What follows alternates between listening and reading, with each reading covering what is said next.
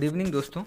आज हम लोग एनवायरमेंटल साइंस के कुछ most important summits and protocol देखते हैं और उससे जुड़े कुछ क्वेश्चंस भी। इनमें 3 टर्म्स आते हैं, एक होते हैं conference, second is convention and third is protocol. सबसे पहले कॉन्फ्रेंस क्या होता है? Conference is a large official meeting meet to discuss important matters. किसी भी इम्पॉर्टेंट मैटर्स को डिस्कस करने के लिए किसी भी गवर्नमेंट के बहुत सारे ऑफिशियल्स एक जगह मिल के उन टॉपिक पर जब डिस्कशन करते हैं तो उसे हम लोग कॉन्फ्रेंस बोलते हैं। ये एक जनरल डिस्कशन होता है, इसमें कोई भी डॉक्यूमेंट्स या कोई भी लीगल लॉ बनकर नहीं आता है। Second one is convention. Convention gathering of individuals who meet at an arranged place and time in order to discuss or engage in some common interest। एक कॉमन इंटरेस्ट के topic पर कुछ individuals एक जगह गैदर होते हैं, वो खुद प्लेस और टाइम डिसाइड करके उन पर कुछ डिस्कशंस करते हैं। तो कन्वेंशंस और कॉन्फ्रेंस में यही अंतर है कि इसमें सिर्फ एक जनरल सा डिस्कशन होता है, कन्वेंशन में सॉलिड डिस्कशन विथ डॉक्यूमेंट्स, इसमें कुछ लिखित डॉक्यूमेंट्स भी निकलकर इस सम्मेलन में आते हैं। And the third one is protocols. The first और arrange original version of a written agreement. जो भी समझौता जो भी हुआ है 2 कंट्री या फिर उससे ज़्यादा कंट्री के बीच में, उनका एक ओरिजिनल वर्जन जो कि रिटन फॉर्म में निकल कर आता है, इसे हम लोग प्रोटोकॉल्स बोलते हैं।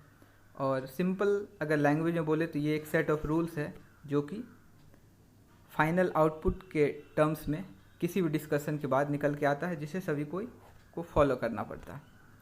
तो ये थे 3 डिफरेंस। और सबसे फर्स्ट में है रामसर कन्वेंशन। रामसर कन्वेंशन कब हुआ था? 1971 में। And it is also known as the convention on wetland. ये वेटलैंड के ऊपर पहला कन्वेंशन यानी कि पहला सम्मेलन था। ये कहाँ हुआ था? रामसर में। रामसर कहाँ है? तो ईरान में। ईरान में, एशिया में कंट्री है ईरान, वहीं रामसर कन्वेंशन हुए थे। वेटलैंड क्या होता है? Wetland is a place where land is covered by water और the surface is near to water throughout the year. Wetland एक ऐसा जगह होता है जहाँ की ज़मीन, जहाँ की भूमि पानी से कवर्ड होते हैं और उस ज़मीन के आसपास का जो सरफेस होता है वो भी सालों भर पानी से कनेक्टेड होता है या जुड़ा हुआ होता है। यहाँ हम लोग इस फिगर में क्लियरली देख सकते हैं, यह एक वेटलैंड है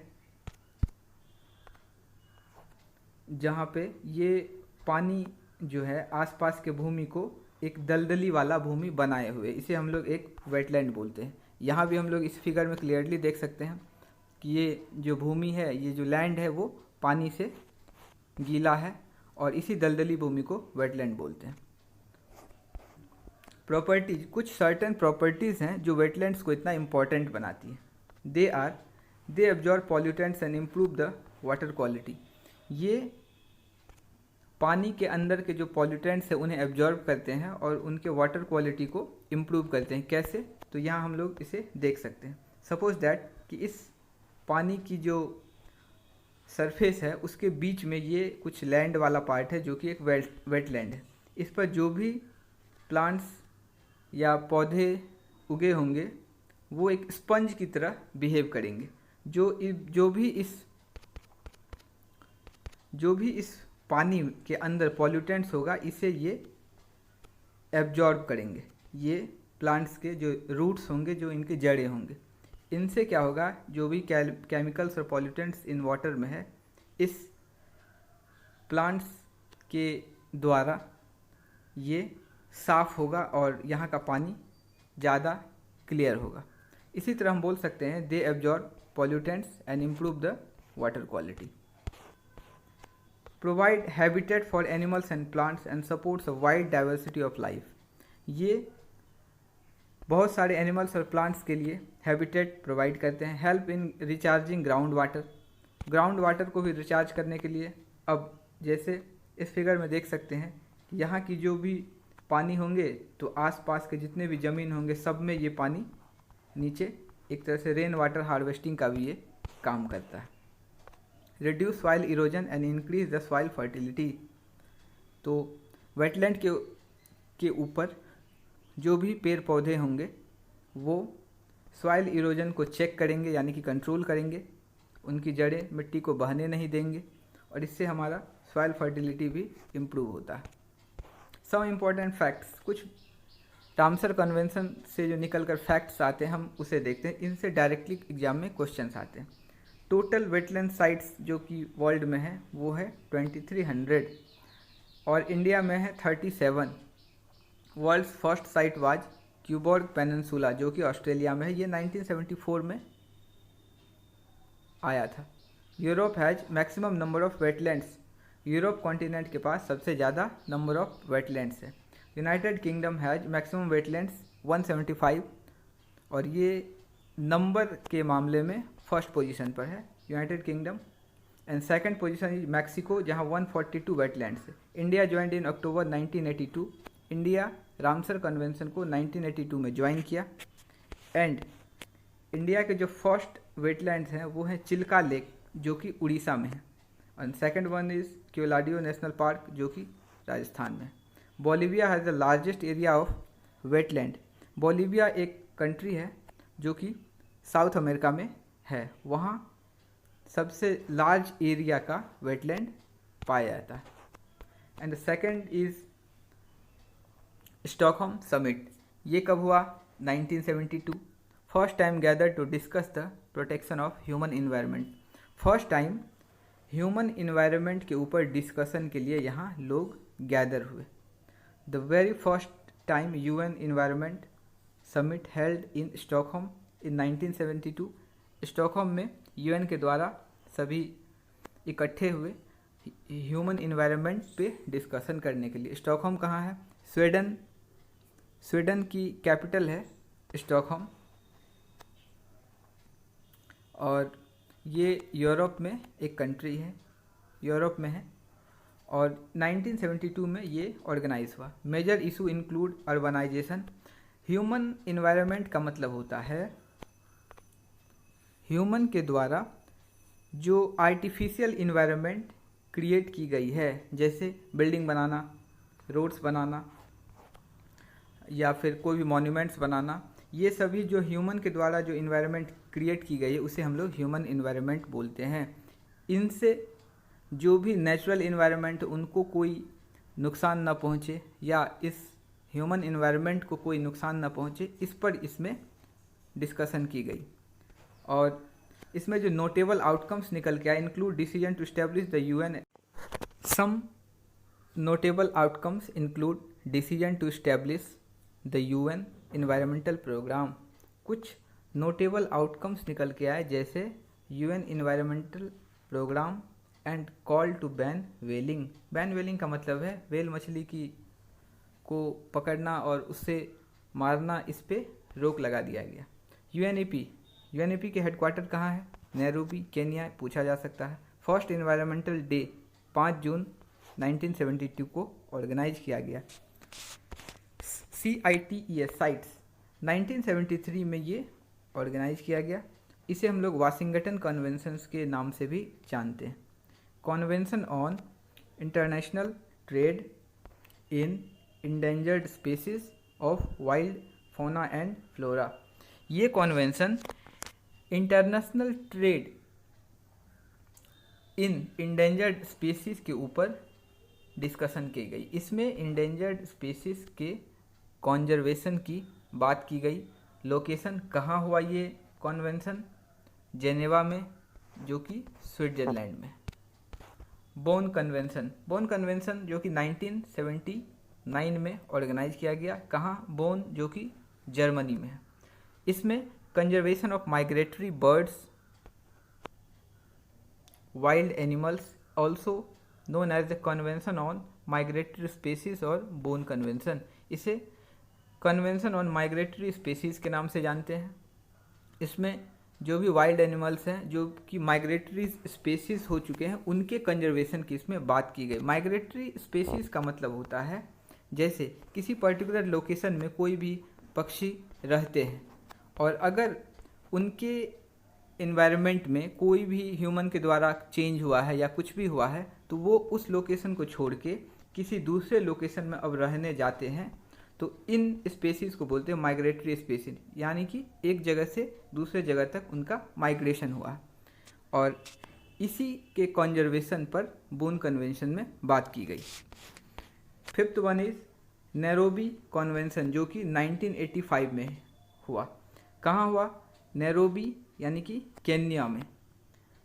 इसमें marine conservation by sustainable management की बात की गई। सस्टेनेबल मैनेजमेंट के द्वारा मैरीन कंजर्वेशन के ऊपर इसमें बात की गई। सस्टेनेबल मैनेजमेंट का मतलब है एक ऐसा management, the management to manage the present resource without affecting the future resource for the future generation. मतलब आज के जनरेशन जो रिसोर्स का यूज कर रहे हैं उनका मैनेजमेंट कुछ इस तरीके से होना चाहिए ताकि फ्यूचर जनरेशन को जो रिसोर्स मिलेंगे वो कभी अफेक्ट ना हो। तो इस तरह के मैनेजमेंट को बोलते हैं sustainable management.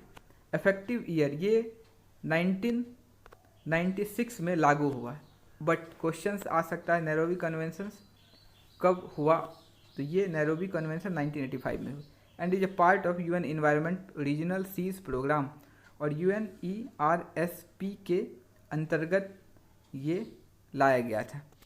The contracting parties are, इसमें जो कॉन्ट्रैक्टिंग पार्टीज थे, कॉन्ट्रैक्टिंग पार्टीज मतलब उस कंट्रीज़ की बात की गई है जो इस एग्रीमेंट में शामिल थे, are France, Kenya, Madagascar. Madagascar एक आइलैंड है जो कि ईस्ट अफ्रीका, एक आइलैंड कंट्री है जो कि ईस्ट अफ्रीका में पाया जाता है। मॉरिशस भी एक आइलैंड कंट्री है। Mozambique is also a country in East Africa. और Seychelles, Somalia, Tanzania and the Republic of South Africa. 143 countries इसमें पार्टिसिपेटेड थे। ये सारे वो कंट्री है जिनके कोस्टल लाइन बहुत ज़्यादा है, जहाँ मैरीन कंजर्वेशन हो सकती है। And 6 one is Vienna convention. Vienna convention कब आया? 1985 में आया। इसमें for the protection of ozone layer की बात की गई। ओजोन लेयर फर्स्ट टाइम जो कि अंटार्कटिका के ऊपर एक ओजोन होल पाया गया था और उनके प्रोटेक्शन की इसमें बात की गई। इफेक्टिव ईयर ये कब इफेक्ट में आया? 1988 में। Agreement for the reduction of production of CFC, और इसमें इस तरह के एग्रीमेंट हुए ताकि CFC के प्रोडक्शन को कम से कम किया जा सके ताकि हमारा ओजोन लेयर सुरक्षित रहे। अब हम लोग नोट में यहाँ ये देख सकते हैं कि किस तरीके से CFC हमारा ओजोन लेयर को अफेक्ट करता है। One sunlight breaks the CFC, जब धूप हमारा CFC पर पड़ता है सनलाइट, तो इससे क्लोरीन बाहर निकलते हैं। Chlorine is released from the CFC। Once chlorine is released, जब वो बाहर निकलते हैं, it is able to react with ozone. ये क्लोरीन ऊपर बने हमारे ओजोन लेयर को से जाकर ऊपर बने ओजोन लेयर से ये क्लोरीन रिएक्ट करते हैं और इस O3 को ब्रेक करते हैं ClO प्लस O2 में। तो इससे क्या होता है? हमारा ओजोन लेयर ब्रेक होता है और उसमें होल्स क्रिएट होते हैं which is very harmful for the skin of human.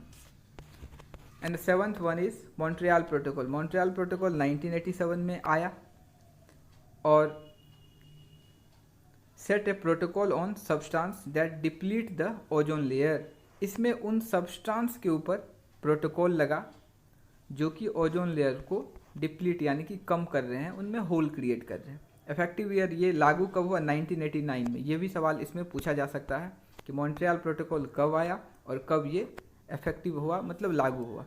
और इसे मोस्ट सक्सेसफुल समिट या प्रोटोकॉल बोलते हैं till 1987। Brundtland report 1987, Brundtland report कब आया? 1987 में। In 1987 the world commissions on environment and development WCED published report entitled our common future के नाम से WCED ने एक रिपोर्ट जारी की थी। उन्हीं को आगे ब्रंटलैंड रिपोर्ट कहा गया, जिसे हम लोग एग्रीमेंट के तौर पर 1987 में देखते हैं। और इसमें most important introduce the concept of sustainable development. इसमें सस्टेनेबल डेवलपमेंट के कॉन्सेप्ट को इंट्रोड्यूस किया। Sustainable development are those development which deals with the development of present generation without affecting the resource of future generation। इसमें present generation के जो भी resource हैं उनके डेवलपमेंट की तो बात की गई है, बट फ्यूचर जनरेशन्स के रिसोर्स ना डिप्लीट हो, कम ना हो, उनके ऊपर इसमें बात की गई। और ये UN के द्वारा ऑर्गेनाइज किया गया बाय ऑक्सफोर्ड यूनिवर्सिटी प्रेस, इसे ऑर्गेनाइज की थी। 9th one is earth summit और रियो समिट इन कब आया? ये 1992। इसे हम लोग अर्थ समिट और रियो समिट के नाम से जानते हैं। United Nations conference, United Nations के द्वारा ये कॉन्फ्रेंस आयोजित की गई। Sustainable development can be defined as development that meets the needs of the present without compromising the ability of future generation to meet their own needs. Sustainable development की बात इसमें भी की गई। इसमें agenda 21 initiative is that every local government should draw its own local agenda 21। इसका मतलब ये है कि जैसे इस एग्रीमेंट में के तहत एजेंडा 21 को इंट्रोड्यूस किया गया। इसका मतलब ये है कि हम लोग 21st सेंचुरी को देखते हुए हमारे एनवायरनमेंट को किस तरीके से हम लोग कंजर्व कर सकते हैं, इसकी बात की गई। इसमें जैसे बड़े स्तर पे सबसे पहले कोई भी लॉ को लाया गया, जैसे कॉन्टिनेंट वाइज, फिर उसके अंदर कंट्री, फिर उसके अंदर स्टेट, फिर उसके अंदर जो भी डिस्ट्रिक्ट है, कुछ इस तरीके से लोकल स्तर पे सबको अपने अपने एजेंडा बनाने की इसमें छूट दी गई। UNFCCC को इसमें इंट्रोड्यूस किया गया, United nation framework convention on climate change. इसके अंदर इसके जो प्रिंसिपल थे, इसमें यही बोला गया कि principle is common but responsibilities are different with different countries. It means कि जो डेवलप्ड कंट्री है उनकी रिस्पॉन्सिबिलिटी इन्वायरमेंट के कंजर्वेशन के लिए अलग होंगे, और जो डेवलपिंग कंट्री है उनकी रिस्पॉन्सिबिलिटी अलग होंगे। तो इसमें सबका मोटिव सेम, प्रिंसिपल कॉमन है कि हमें इन्वायरमेंट को कंजर्व करना है, बट डिफरेंट कंट्री के डिफरेंट रिस्पॉन्सिबिलिटी इसमें दी गई। इसमें फॉरेस्ट कंजर्वेशन की भी बात की गई। 10th one is Kyoto protocol. ये 1997 में आया। ये क्योटो एक जगह है जो कि जापान में, वहाँ ये ऑर्गेनाइज की गई। एक्सटेंशन ऑफ UNFCCC, ये UNFCCC का ही एक्सटेंशन, इसमें भी इस चीज़ को अडॉप्ट किया गया। To reduce the green house emission, जो भी ग्रीन हाउस के गैसेस का इमिशन उत्सर्जन हो रहा था उसे कम करने की इसमें बात की गई। Human made CO2 emissions causing global warming, human के द्वारा जो भी CO2 इमिशन हो रहा है और जिससे ग्लोबल वार्मिंग यानी कि पूरे अर्थ का जो टेम्परेचर है वो हमारा राइज कर रहा है, उसे कंट्रोल करने की इसमें बात की गई। 192 कंट्रीज़ है साइन किए। इफेक्टिव ईयर ये कब लागू हुआ? 2005 में। United States and Afghanistan not signed it, ये दो कंट्रीज़ इस पर साइन नहीं किए। कॉन्सेप्ट ऑफ कार्बन क्रेडिट इसमें इंट्रोड्यूस किया गया। ये भी एक मोस्ट इंपॉर्टेंट सवाल है। What is carbon credit? Carbon credit का मतलब ये होता है कि जैसे 1 ton carbon dioxide equal to 1 carbon credit होता है। जैसे किसी भी एक कंट्री को अगर 1 टन कार्बन इमिट करने की कैपेसिटी दी गई है और अगर वो 900 kg ही कार्बन को इमिट करता है 1 साल में, और किसी दूसरे कंट्री को 1100 kg अगर कार्बन इमिट करना है तो वो 100 केजी कार्बन इमिट करने की जो कार्बन क्रेडिट है वो इस कंट्री से खरीद सकता है। तो इस तरीके से कार्बन क्रेडिट से हम लोग किसी भी कंट्री पे लगाम लगा सकते हैं कि कोई भी इस पर्टिकुलर लिमिट से ज़्यादा CO2 का इमिशन नहीं करेगा, और इसी को हम लोग बोलते हैं carbon credit. Nagoya protocol, 11th one is Nagoya protocol. ये नगोया एक सिटी है जो कि जापान में है और ये 2010 में ऑर्गेनाइज की गई। Protocols on access and benefit sharing, इसमें एक्सेस और बेनिफिट शेयरिंग की इसमें बात की गई। ABS, aim fair and equitable sharing of benefits for the conservation of biological diversity. इसमें शेयरिंग ऑफ बेनिफिट्स की बात कही गई। इसका मतलब ये है कि फर्दर जैसे इंडिया में कोई चाय बनाने वाली एक कंपनी है जो कि विदेश से आकर यहाँ अपना कंपनी सेटअप करती है, तो यहाँ के जो भी इन्वायरमेंट है उनमें उनका कंपनी सेटअप हो चुका है, तो उनका जो भी प्रॉफिट होगा उनका कुछ परसेंट यानी कि कुछ परसेंट जो है उनके लोग वहाँ के नेटिव लोगों को भी बेनिफिट्स के रूप में उन्हें देना पड़ेगा। इससे कंजर्वेशंस को, जो भी इन्वायरमेंट कंजर्वेशन है, उन्हें बढ़ावा मिलेगा। तो यही होता है बेनिफिट शेयरिंग की नगोया प्रोटोकॉल में बात की गई। 12th one is Rotterdam convention जो कि 1998 में हुआ। कहाँ हुआ? तो वेन्यू है इसके रोटरडैम जो कि नीदरलैंड में। It promotes open exchange of information and calls on exporters of hazardous chemicals to use proper labelling, include directions on safe handling and inform purchase of any non restrictions और ban. ये open exchange of information मतलब किसी भी hazardous, जो कि बहुत सी विस्फोटक chemicals हैं जिनसे अगर नुकसान हो सकते हैं, उनके एक्सपोर्ट इंपोर्ट पर इंफॉर्मेशंस देने की जो बात है उसे इसमें प्रमोट किया गया। बिना इंफॉर्मेशन शेयर के आप किसी भी हजार्डियस केमिकल्स का कॉमर्शलाइजेशन नहीं कर सकते, उसे खरीद या बेच नहीं सकते हैं अगर, तो इसका मतलब ये है इस पर कुछ रेस्ट्रिक्शंस लगा दिया गया। मतलब जैसे अगर आपको दुकान से एसिड भी खरीदना है जो कि एक it is also an hazardous chemicals, तो आपको दुकान वाले को बताना होगा कि किस पर्पस से आप एसिड को खरीद रहे हैं। एंड सेकंड थिंग इज़ बेचने वाले पर भी कुछ रेस्ट्रिक्शंस हैं कि जब तक उनके पास इस सामान को बेचने का लाइसेंस नहीं है तब तक वो सामान बेच नहीं सकता। Signatory Nations can decide whether to allow or ban the importation of chemical listed in the treaty।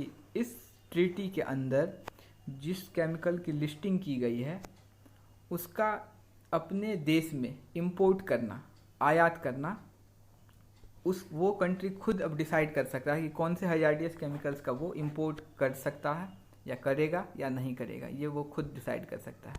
और ये सारे जो टॉपिक्स थे उन पे रॉटरडैम कन्वेंशंस में डिस्कशन की गई। 13th one is Paris agreement. ये 2016 में आया और ये न्यूयॉर्क यूनाइटेड स्टेट्स के द्वारा आयोजित की गई। इसमें dealing with green house gas emission mitigation and adaptation. इसमें ग्रीन हाउस गैस के जो इमिशन है उनको कम करने की बात कही गई। All members of UNFCCC members have signed the agreement, 189 have become a party to it except Iran and Turkey। इसमें ईरान और टर्की ने साइन नहीं किया, बाकी 189 countries has participated in this treaty। for developing countries, हाँ इसमें developing countries पर एक रोक लगाई गई, जैसे वो 2 डिग्री सेल्सियस तक का ग्लोबल टेम्परेचर को वो इंक्रीज़ कर सकता है, यानी इतना ही इंडस्ट्री से जो भी धुआं निकलेगी या जिससे भी हमारा ग्लोबल टेम्परेचर राइज होता है वो 2 डिग्री सेल्सियस तक को फ्रीज किया गया। और जो भी डेवलप्ड कंट्री है उसमें 1.5 डिग्री सेल्सियस तक ही वो बढ़ा सकते हैं ग्लोबल टेम्परेचर। नाउ अब हम लोग कुछ क्वेश्चंस देखते हैं in environmental summits and protocols पे। And first question is, in which year Montreal protocol came in force? 1989। और इसमें ओजोन लेयर के को जो डिप्लीट करने वाले सब्सटेंस है उनके बैन के ऊपर इसमें बात की गई। 37th Ramsar sites in India,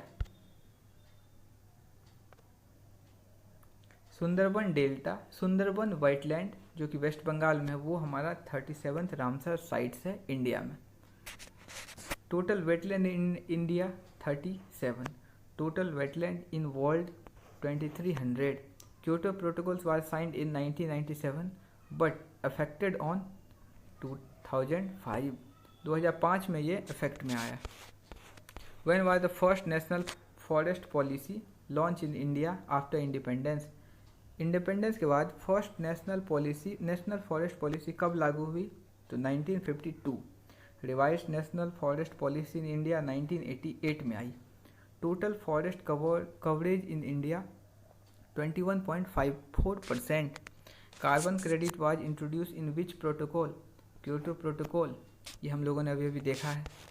gas release during Bhopal tragedy was methyl isocyanate, जो कि 1984 में भोपाल गैस ट्रेजेडी हुई थी। Minamata disease associated with the poisonous effect of mercury के वजह से मिनामाटा डिजीज होता है। Maximum forest coverage state India के कौन कौन से हैं? इसमें मध्य प्रदेश फर्स्ट पोजीशन पे, second one is Arunachal Pradesh, third one is Chhattisgarh, fourth one is Maharashtra. Area wise है ये। World wild life fund was founded in 1961। Red data book published by IUCN, और इनका हेडक्वार्टर कहाँ है? ग्लैंड, स्विट्जरलैंड में IUCN का हेडक्वार्टर है। UNEP United Nation environmental programme का हेडक्वार्टर कहाँ है? Nairobi, Kenya. UNDP का headquarter, United Nation development programme का हेडक्वार्टर कहाँ है? New York. National environment engineering research institute is located at Nagpur. Forest research institute कहाँ है? देहरादून में। National dolphin day 5 October. और एशिया के फर्स्ट डॉल्फिन सेंटर कहाँ खोला गया है? पटना में। ये भी हम लोग के लिए इम्पोर्टेंट क्वेश्चन है। बायोलॉजिकल डाइवर्सिटी एक्ट कब आया? 2002। Environmental protection act 1986। Air pollution control act 1981। Water pollution and control act 1974। Largest biosphere reserves in India कहाँ है? सबसे बड़ा gulf of Mannar. First biosphere reserve in India Nilgiri western Ghats में है। इंटरनेशनल अर्थ day कब मनाया जाता है? 22 April. The massive hole in the ozone layer over the Antarctica was first discovered in 1985। South pole में पहली बार पाया गया था कि ओजोन लेयर में होल है। Montreal protocol is related to, Montreal protocol किससे रिलेटेड है? To protect the ozone layer depletion, ozone layer के डिप्लेशन से रिलेटेड हैं। Where is wildlife institute of India WII located? Dehradun. These are the most important questions which are frequently asked in any government examination. Thanks for watching this video.